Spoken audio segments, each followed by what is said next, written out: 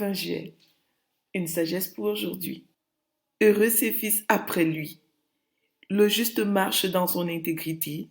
Heureux ses fils après lui. Proverbe 20, verset 7. Dans ce verset, le sage donne à ses lecteurs le secret pour assumer un héritage de bonheur à ses descendants, être juste et marcher dans l'intégrité. Comment assurer un héritage de bonheur à nos enfants? Le bonheur dont parle le sage est bien plus profond et plus durable que celui garanti par nos compagnies d'assurance et autres. Il n'est dépendant ni des fluctuations de marché des finances, ni de la qualité de nos repas, ni même de quelques exploits à réaliser. Qui n'aimerait pas laisser à ses fils un tel héritage? Comment y parvenir? Selon le sage, deux critères sont absolument indispensables, la justice et l'intégrité. Ces deux valeurs sont indissociables et constituent le fondement même de toute personne qui prend au sérieux Dieu et sa parole et qui désire vivre à l'image de Dieu. L'intégrité consiste à ne dire et ne faire exclusivement que des choses que l'on croit fermement du fond du cœur. Si nous croyons à la justice, l'intégrité va nous pousser à pratiquer une justice. Une personne, une famille ou une nation dans laquelle la pratique de l'injustice est la norme ne peut pas jouir du bonheur durable, fût-elle la plus riche ou la plus intelligente du monde.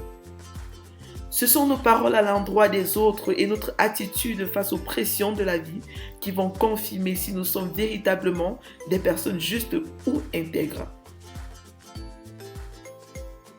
Chaque parent a les enfants qu'il mérite, si ce n'est Dieu qui intervient pour créer parmi eux des sortes de Jonathan. L'injustice et le manque d'intégrité rendent nul et sans valeur aux yeux de Dieu et de certains humains tout ce que les richesses de ce monde sont censées apporter à la vie de l'homme. Tôt ou tard, nous moissonnons ce que nous semons. Somme 92, verset 8. Jésus dit: « Montrez-moi un denier. De qui porte-t-il l'effigie et l'inscription?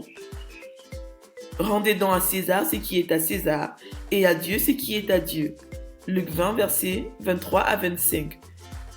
Ni un oui, ni un non tout court n'allait convenir à la question des espions sans tomber dans le piège des scribes. Il fallait une parole de sagesse. Cette réponse fut donnée aux espions pour confondre leur hypocrisie et révéler en même temps que tout homme étant créé à l'image de Dieu, il devrait rendre sa vie à Dieu. Vérité, tout homme, conscient d'être créé à l'image de Dieu, revient naturellement à Dieu pour marcher dans l'intégrité et pratiquer la justice. Application. Reconnaître que la solution au péché n'est ni l'or, ni l'argent, ni aucune bonne œuvre, mais Jésus-Christ, mort et ressuscité. Donner sa vie à Jésus et marcher dans la justice et l'intégrité.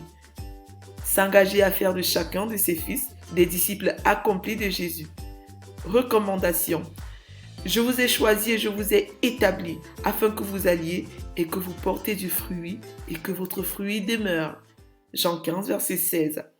Prions ensemble. Seigneur Jésus, merci d'être mort pour mes péchés et ressuscité pour mon salut.